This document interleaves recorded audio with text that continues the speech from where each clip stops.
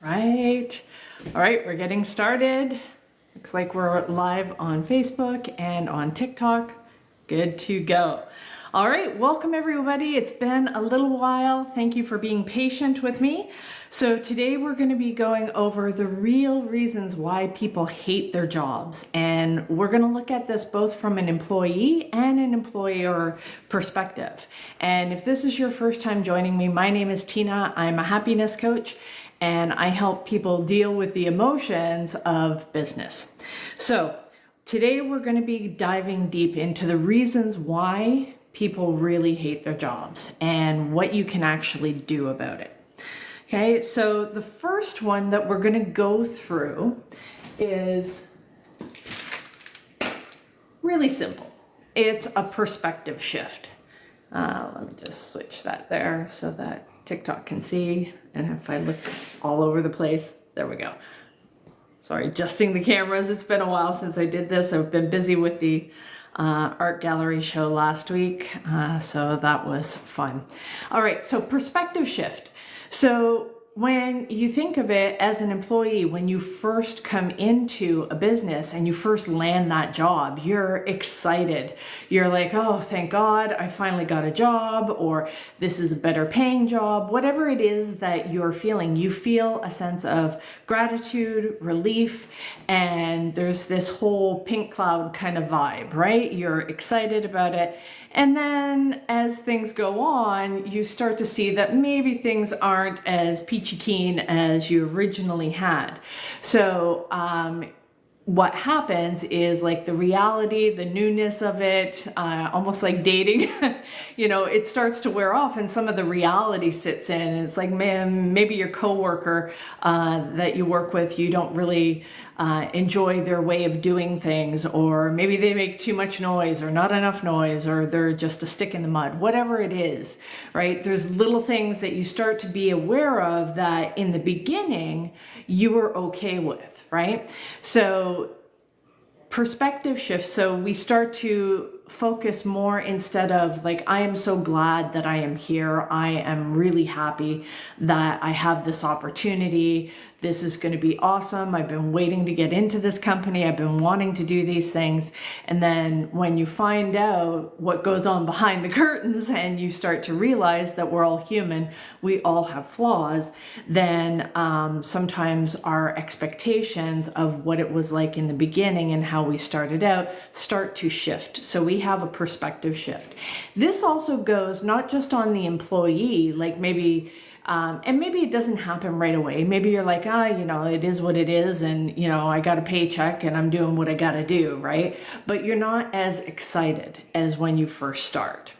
And so that is from more the employee perspective.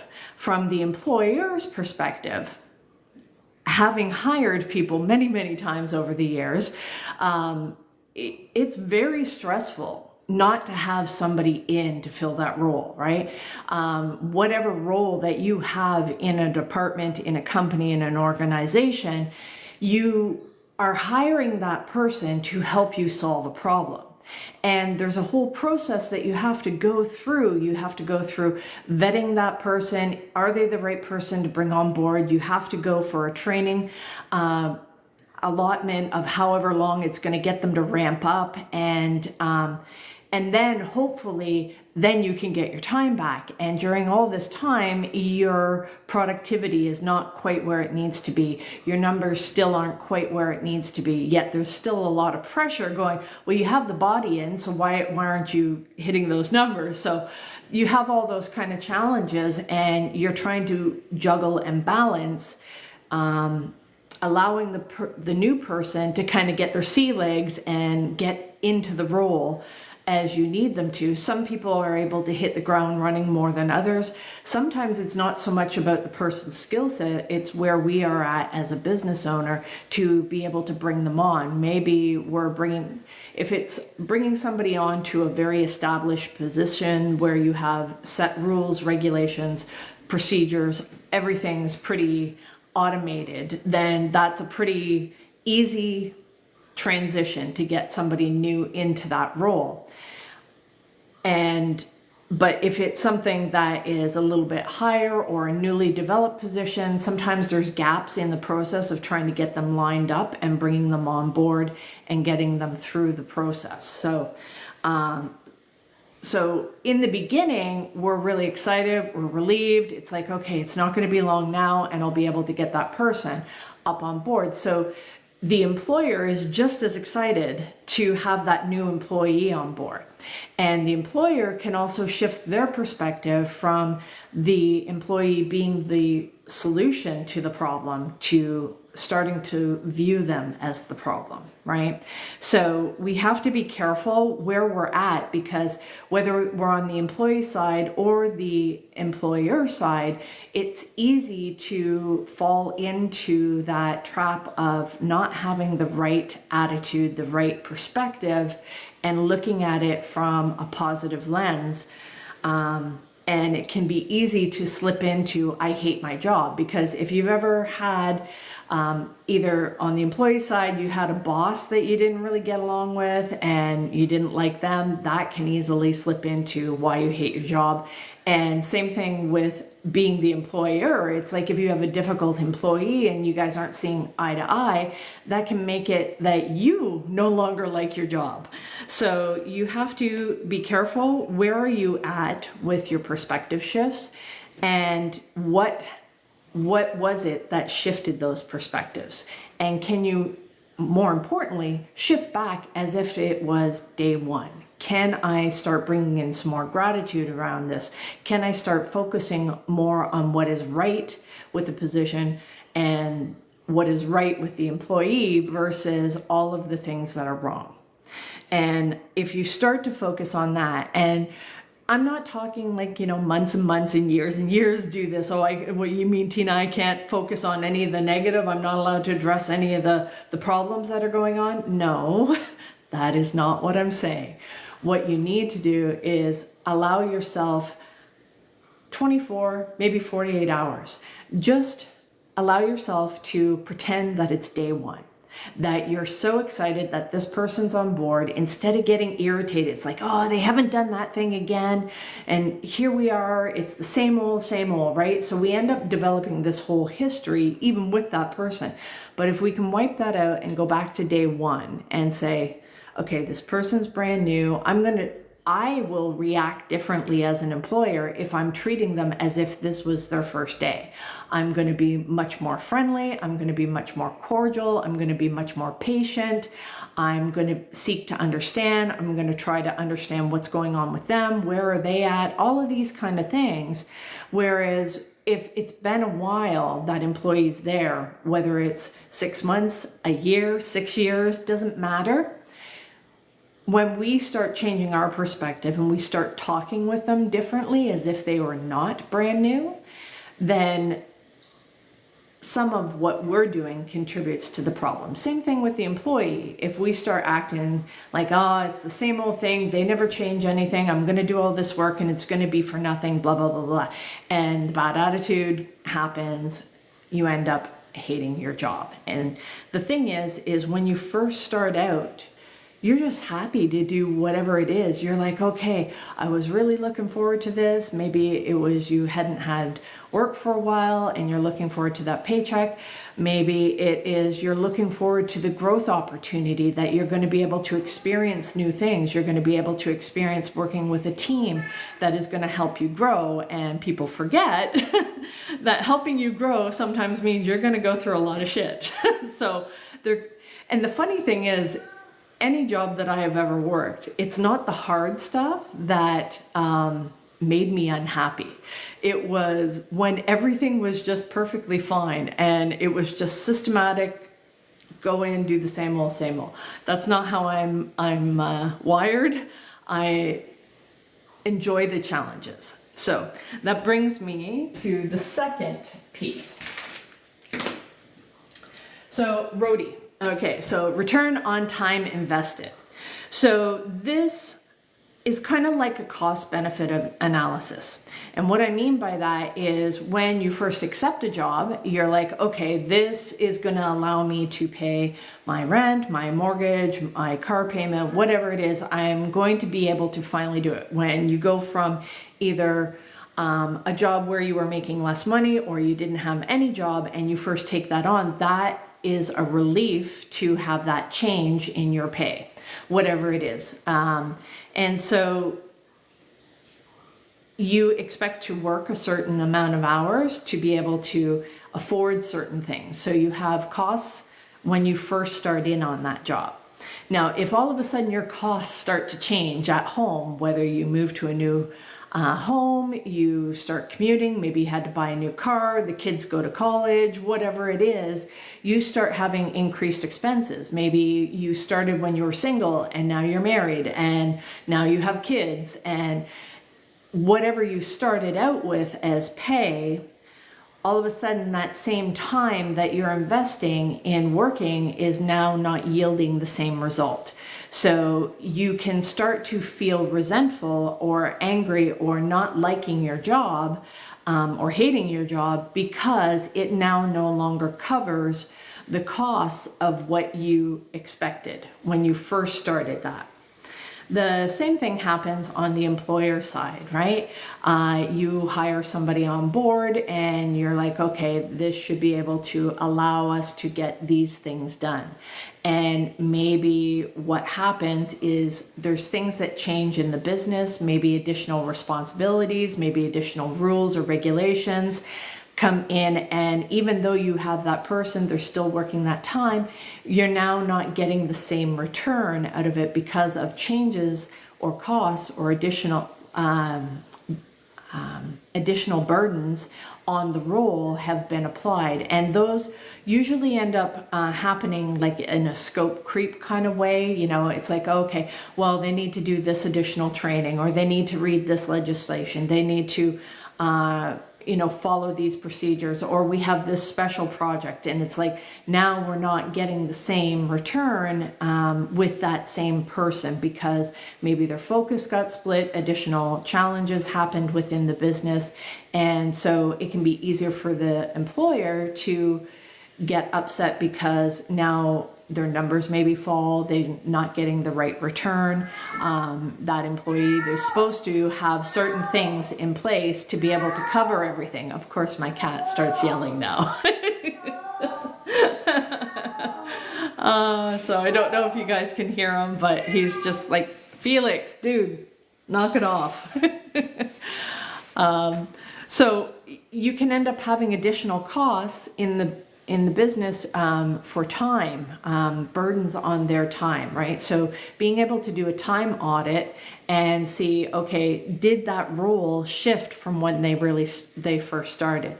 Or maybe they had additional skill sets that maybe they were hired for role A, but they have skill sets that would help out with other roles. And I know that's something that I had always done in business, is that I would not only do the role that I was hired for, and you become competent at that, but as your skill set grows, you start to take on additional responsibilities, additional projects, especially if you're a person that wants to grow. That is a normal way of being, but sometimes that can also be a demand on the time on the business of what you're supposed to do in your core functionality, right? And so there's been many times that gets taken away because I'm either on a different project or something like that, and that can take away from the return on the time invested. And now there's a struggle within the department, and maybe you have to hire because yes, you do need that person to do that, but now you need to take those additional time consuming responsibilities off. And I know in the past we've done things like we hire temps or something like that, or a more junior person to take on the more administrative time consuming tasks that were easier, and allow the more senior person to take on additional challenges that with their skill set and their knowledge, they can expand to new things. So, but it can be easy to fall into the category of, I hate my job because now we have these additional responsibilities and that wasn't the core function. or we have additional costs. So for the person, as the employee, you may have additional personal expenses, and whatever it was, your salary, your hourly wage, your commission structure, whatever it is, that was enough to cover things. But if something changes, maybe your hours got cut back, maybe your commission, the leads aren't quite the same, something like that, it starts to affect your income. It can start to change your perspective of the role, and you may start to feel like you are hating your job. When it's not really that you're hating your job, you're not getting the return that you were expecting for the time that you are investing, right? So the third one, and this is often a reason why people will leave companies, either too much challenge or not enough challenge. Those are two things. So as an employee, you come on board, you're like, okay, I can do this. I have the skills, I have the background. And you're like, okay, this is good. And you're able to do the job. Or there's other things that maybe weren't talked about in the beginning, that there's additional challenges. And these were not challenges that you were prepared for. These are not challenges that you're being supported through. And you can end up feeling resentful, anger, fear, because you're not able to take on those additional challenges, and it starts to become overwhelming, and that leads to fear and resentment and anger, and then you end up hating the job that you're in. Now, on the employer side, that is if there's too much challenge, right? So, and a time factor usually happens, right? People can most often handle an increase or an influx of work or challenge. But if it's a constant stream where there's no enablement to be able to reset to base, to reset your nervous system, to feel like you can kind of go back to getting into the flow of things. So you need some challenge to kind of spike that and feel like you can do something that's a little bit harder. But if it just stays at that hard level where you just don't feel like you can get a break, you will end up feeling that anger and resentment, and you might feel like, hey, this is not worth the time that I'm investing. It's taking not only my mental and emotional bandwidth at work, it's dragging into my personal life, or I'm always worried about work, I'm always constantly stressed about those kind of things, right? So that is if it's too much. Now, if it's too little and you end up siding on the side of boredom, it's like it's the same old. You go into the job and you do the same thing. There's nothing different. It's just nothing you do seems to have an impact. It doesn't improve it, doesn't make it worse. You just show up and do it. That is a huge problem, and you can end up hating and resenting your job. And maybe some people, I've seen this happen before, some people will actually start to create chaos in the business just because they're bored to tears. And they'll pick fights with other team members just because they want to see what's happened, because they're bored. Right? And if you see that happening in your organization where there's like these little drama things, those people need more work. They need more challenge. They need something better to do with their time. And if you see somebody that is completely overwhelmed and they're just constantly, complaining, upset, all that kind of stuff, and they're at max capacity, you may want to take some of those responsibilities, put them on the person that is bored out of their mind, right? And help balance some of those things out. The next thing is on the employer side, it's the same kind of thing, right? Is if you are having too many challenges with the employee, and you're maybe having to put them on performance improvement plans, or there's always some sort of argument or drama or something going on, and it's just taking all of your mental bandwidth to focus on this one person. And maybe you're stuck in a position where you're like, it was hard to hire for this position. We needed these particular skill sets, and that wasn't an easy hire, and it took us all this time. And maybe you're holding on because you know how hard it is to kind of restart that process. And there's a cost to that, of having to go out, hire, recruit, hire, and then train that person, and then allow them that ramp up time. That is very, very time consuming. So a lot of times we'll try to stick it out, and those start to become challenges. And if those challenges we can handle a little bit, if you're able to reset to baseline though, then, and allow some element of peace to happen, then you can handle that for a longer period of time. But if you are staying in that, it's a constant challenge, it never changes, you're always having to stay on top of this, then you're going to end up hating your job as the employer, having to manage the people. And you might be saying things to yourself, it's like, you can't find good help, and people just don't want to work, and blah, blah, blah, blah, blah.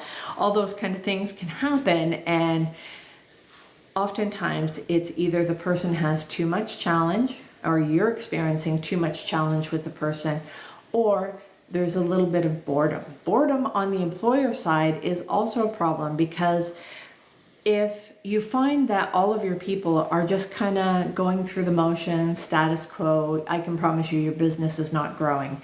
And if your business is not growing, then you are coasting, and that means you are going downhill if you're coasting. So you want to make sure that there's enough of a balance in that challenge, that there's enough of a cycle of it, of challenge and even keel status, right? So that you have that return to baseline, a little bit of boredom, get back into the flow where you can anticipate what's going to happen. It's not constant crisis. If you are running in constant crisis, then you could end up losing your people, and because they may feel like, I hate my job, I don't want to do this, I'm not being valued.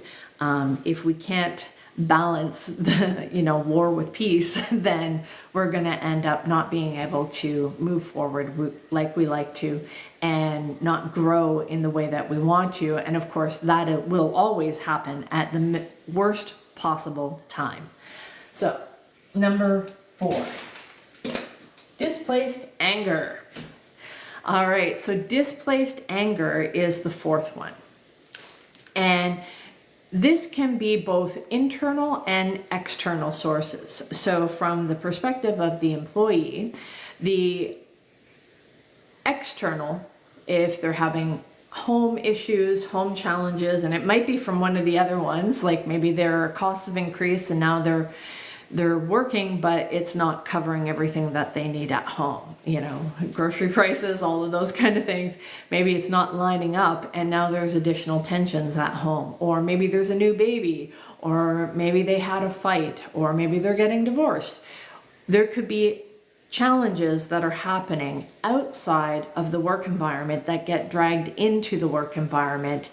Because why? We're human beings, and our emotions don't stop at the door. I know we like to think that in business, that, don't bring your home problems into work and don't bring your work problems home. And while, yes, you can be consciously aware of that, and you can put some things in place to help mitigate that, at the end of the day, we're still human, and we will be affected by other people's behavior. It may distract us, not bring us to our best self. It may take a little bit, depending on how emotionally aware they are and whether or not they're able to regulate their emotions, and being able to help them through that, so that they don't displace the external angers that they're having into the work environment. Okay, and this can carry over to cause internal anger. So by internal anger, this could be fighting with customers, could be fighting with coworkers, vendors, suppliers, all of those kind of things, and management. It can be displaced anger there because of certain things going on internally. So you have to pay attention to what's going on internally in your team to see are the challenges, are the reasons why people are starting to hate their job? Is there bullying that going on? Is the person not feeling heard? Do they not feel valued? And all of those things can start to contribute. And it may not be overt fighting. There could be little things that are happening, right? Maybe an employee pitched an idea to their boss, it got shot down, and later somebody else suggests the same thing and the boss thinks it's a great idea. And you're like, what? So it could be something like that. So then that is an internal anger that maybe it doesn't erupt right away, but it gets noted. And so sometimes those things build over time. So you need to be aware of the frequency of those things happening and being able to have processes in place to be able to clear that backlog of internal frustrations so that people have a place to be able to talk about things, be able to talk about that openly and freely so that the issues can get resolved while they're still small rather than waiting till they blow up like in a volcano, right? On the same side, can happen as the employer. We can have challenges outside of work that we don't realize are affecting us. We do our best, we're trying to focus on things, but maybe we're distracted because we know we got to do this thing, or I'm fighting with my ex, or I'm fighting with my kids, or my parents are sick and I know I got to do all these kind of things. There's all kinds of dynamics that can happen. Nobody's immune to these things. And so maybe we, without realizing it, maybe we don't have the emotional capacity to deal with it. So when somebody tries to come to us with something, we're not able to be our best selves with it, right? So we have to be aware of our own emotions to know, are we contributing, are we displacing our anger onto the business? Or is this a business issue solely? And what do we need to do to manage our own emotions? So it's really important to be able to see it from this side as well as from the employee side, because it's so easy to look and just blame, well, if the people would just do their damn job, then I wouldn't have to do X, Y, Z, right? And you might be 100% right, but I can promise you, you will not be happy. You can be right or you can be happy, but usually not both, all right? So being able to look at that and just objectively see if somebody's not doing that, what can you do to change that? What can you do to shift it? And being able to check ourselves going, am I contributing to this? How am I behaving with this? Am I bringing in displaced anger? And displaced anger doesn't always show up as anger. Sometimes it shows up as anxiety, fear, nervousness. It's like, oh, we got to hit this deadline. We got to hit this order. We got to get these sales numbers, whatever it is, right? So we may not think it's anger, but that fear, that frustration, that is an energy that gets shifted onto the team. And if we don't deal and check our own fears, we may not realize that we're contributing to that. So being able to keep ourselves calm allows us to keep the team calm. Internal. So internal displaced anger is pretty much the same as the employee, right? You know, maybe you're good with your subordinates, the people that report into you, they're fine, but maybe you're having challenges with your suppliers. Maybe you're having challenges with your customers. Maybe you're having challenges with your board or your stockholders, any of those kind of things. You could have some displaced anger either coming from them. Maybe you had a week where it's just one nonstop irritating customer after another, and that starts to affect you. You might be like, am I doing anything right? Like, you know, everything.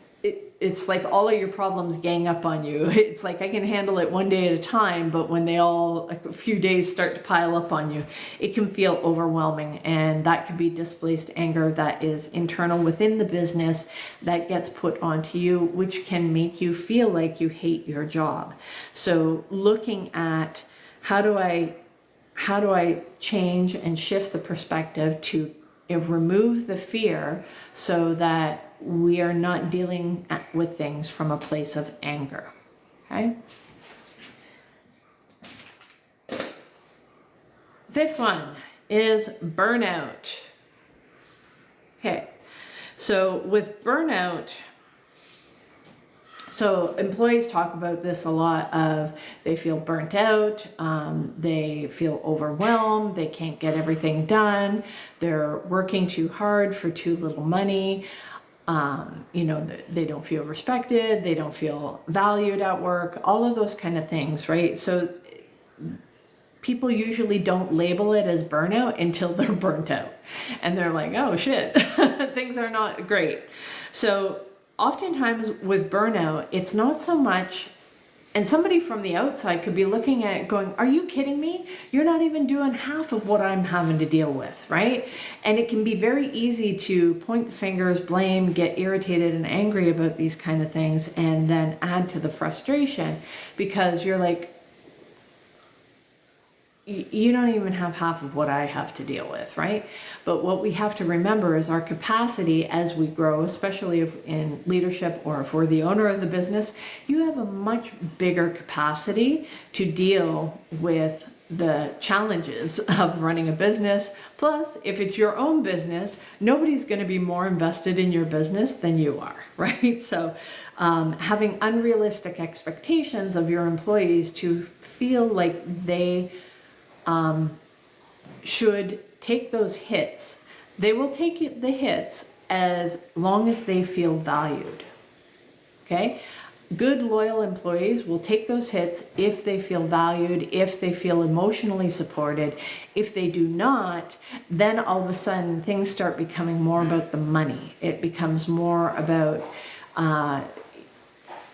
things that you're like, that start to irritate you, and you're like, really, you can't manage your time, you can't do this, you're not willing to take on extra stuff, and you might feel frustrated as a business owner, but it's not so much that the person is burnt out. What they're saying is, I don't feel emotionally supported, I don't feel valued here.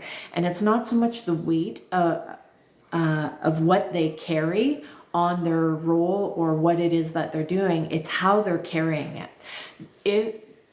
If I said to you, if you had like, say 100 bricks, and I said, take those 100 bricks and I need you to run them a mile and I need you to get that done in under 5 minutes. And if you're like, it's just me, I can't carry all of that all at once. And you're like, well, how am I supposed to do that? That's an impossible task. So, but you may not realize that there's a wheelbarrow that you can dump all the bricks in and roll it down and get that done within that time frame. That you may not realize that you're allowed to ask other people to help you carry the bricks. So you may be unaware of how to get the job done in the time frame allowed. You may not have the right tools, you may not have the right skills. And so because you're dealing with it from your own limited perspective, you end up feeling burnt out because you feel like I have to do all of these things and I don't have enough time, resources to be able to manage this.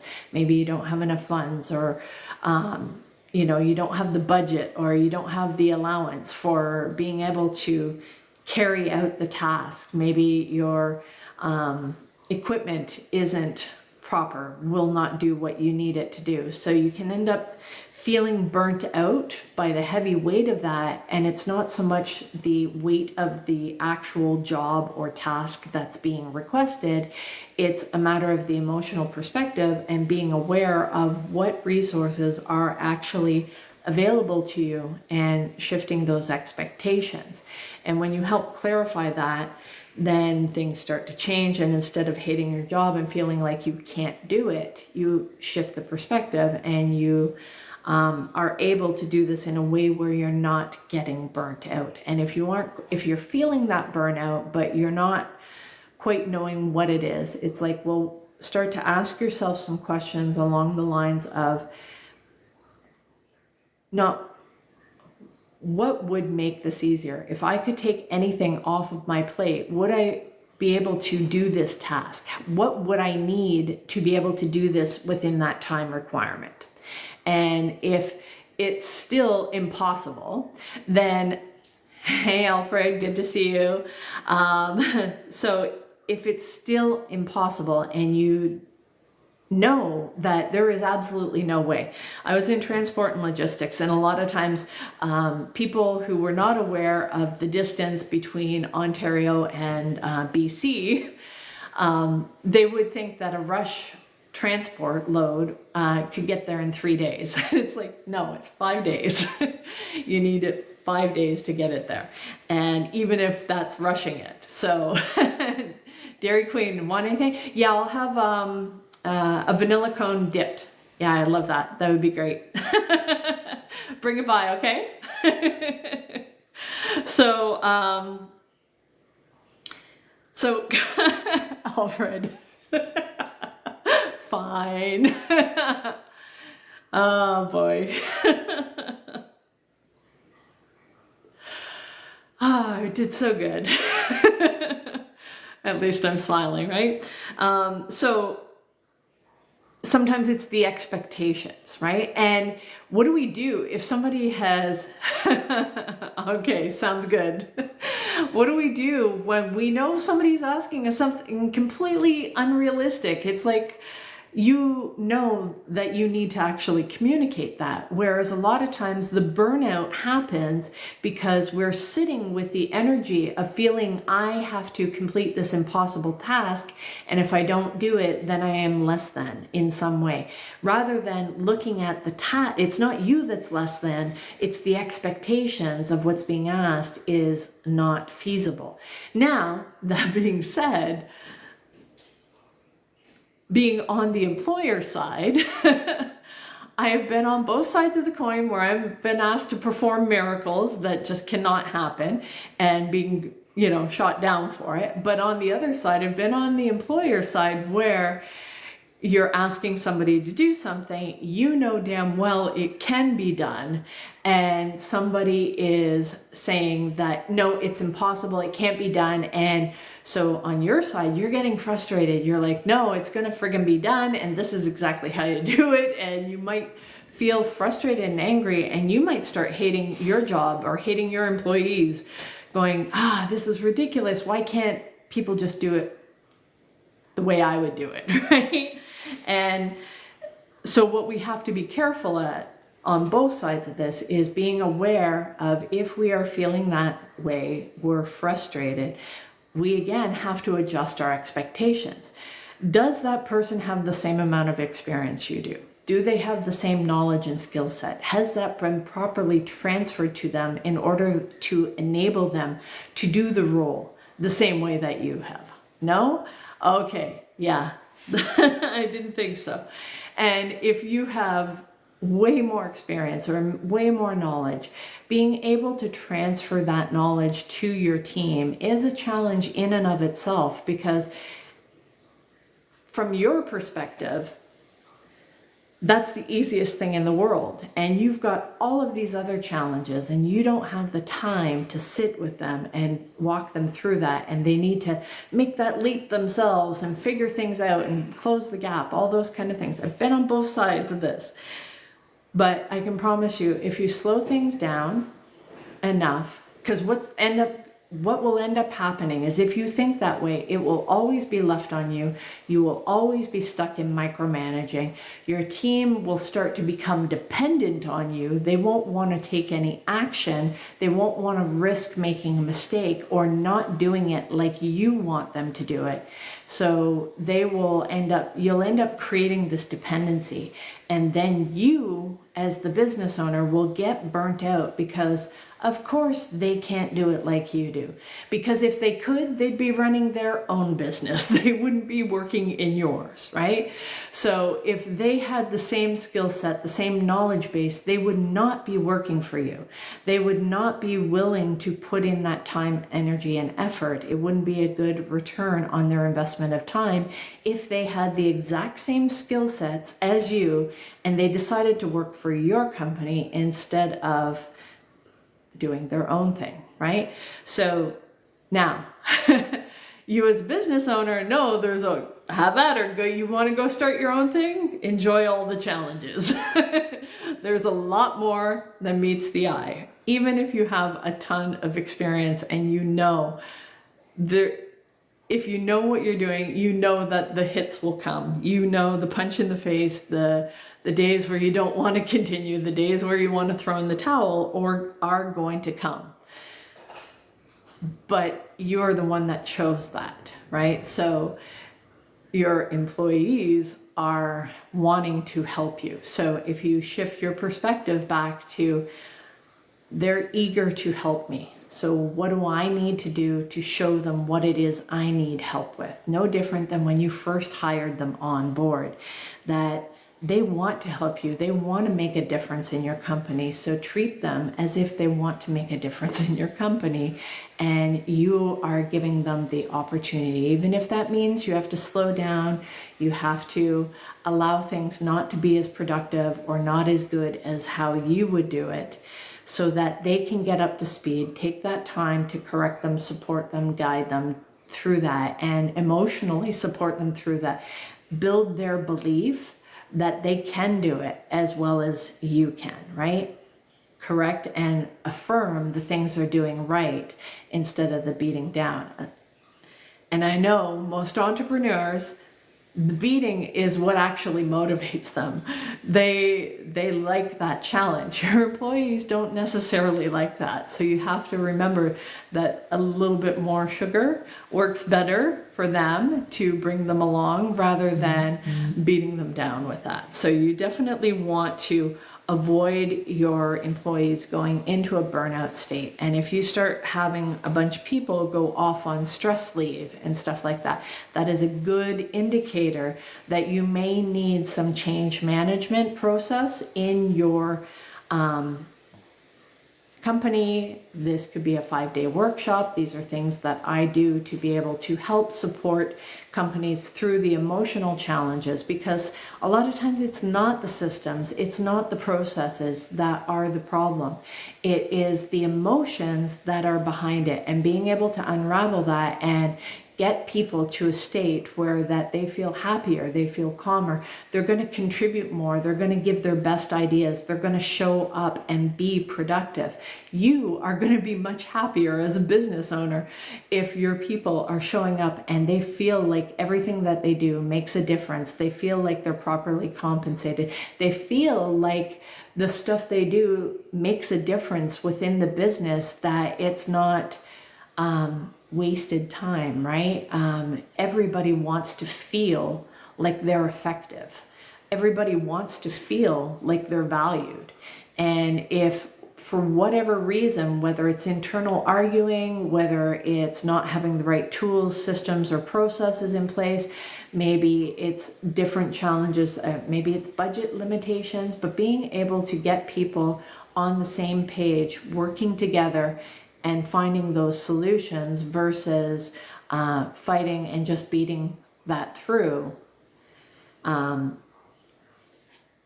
is something that will get you so much further. Now, like I said, it can be easy to slip into that just do it, because when you know it can be done, it can be easy just to, off with their heads kind of mentality. And hey, if you can do that, you're willing to sacrifice that, and you know for sure that will work, then as long as you're willing to take the hit, and there's emotional repercussions of that as well. So even if you get rid of dead weight within the company, although that might have been a quick fix and it gets you an effective result, you could also take the additional structure, rather than losing all of those employees to potential competitors, that they're taking that knowledge, that experience, taking a few minutes to take that step back and think bigger of where you want that company to go. I have these talented people. I need to reallocate those resources. Start looking at them as valued resources that you don't just want to throw in the garbage. You want to be able to look at that and say, okay, it's not effective, it's not good what they're doing, but if you have a bigger vision for your company or what you're expanding to, then you can start to make shifts of where you want those people to go. Take that step back instead of being a reactive ass and kind of go through and say, okay, I have this talent, I have this talent pool. Do I want that to go to my competitors, or do I want to be able to leverage that and help the company grow even further? And making sure that they get on board, especially if they're people with good attitudes and they are invested in the company. You don't want to just automatically cut them off, right? So, and even if you're doing a system implementation, and I know I see this happen a lot with businesses, especially in change management, you'll go to implement a system and the system is going to be able to provide you all these returns, and companies, especially accountants, tend to look at the budget. It's like employees are your biggest expense, right? So they naturally want to cut there. I get that, but they can also be your biggest asset. So it's a matter of reallocating and looking at them from the perspective, thank you so much for the roses, looking at that from a perspective of, these are my assets. I don't want to lose any of my assets. I want to keep them. So how can I leverage these so I am getting more of a return on them? What do I need to do?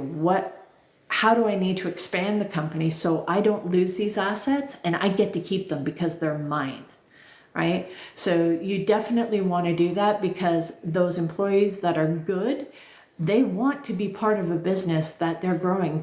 Especially if they've been there for a while, they've dedicated their lives to helping you achieve your vision. So making sure that you are staying connected with those good ones and having a big enough vision for your company or expanding territories to take them and be able to develop them to what it is that you need, rather than going out and hiring from external. So there's pros and cons to both sides, so you definitely have to weigh that out, but that is one possible alternative that I think a lot of companies don't actually look at, and you can end up having a lot happier, because there is a fallout. Even though if you save on your budget, you implement that system, you saved a whole bunch of money, you're doing it at less cost, it looks great on paper and everything, but you cannot calculate the emotional cost or fallout that happened with the rest of your team, right? The ones that are left behind after the heads were cut. So keep that in mind. Try to look at it from a different perspective of being able to expand, and what can you do as the employer to ensure that your employees never get to the point where they say they hate their job. And same thing is, if you're an employee, is getting yourself to the perspective of, what is it that I need to do so that I feel happier in this job? Maybe it's you need a new growth opportunity. Maybe you're just bored to tears with the current position. Maybe it's not covering your expenses. And if it was covering your expenses, would you be a lot happier doing the same thing that you're currently doing? So a lot of times people will jump to a new job because they feel like they cannot cover their current expenses. So not having a proper way for them to make additional money, to have a career path lined out for them, of being able to help them grow, develop their skills, allow for more challenge, allow for more income, to be able to make sure that they're covering everything that they need. So change management can help with that. And if that's something that you would like to know more about how I can possibly help with that, then feel free to reach out to me. You can send me a DM. You can reach me in the Happiness Coach Facebook group. If you haven't joined that, join that. That's more on dealing with the personal happiness, and then I touch on the business side of things. So I've been talking a little bit more business side, and you can also check me out on YouTube. I have over 150 videos up talking about various emotional aspects and how that relates to business, and being able to deal with our own inner work as well as helping that in the business and grow in the business, because happy workers are productive and it makes you a happy business owner. So it's a win-win all around. So guys, Coach Tina B at 125 is my YouTube channel. Check that out. So that's the training for today. I hope you found this helpful, and we will talk to you again soon. Bye.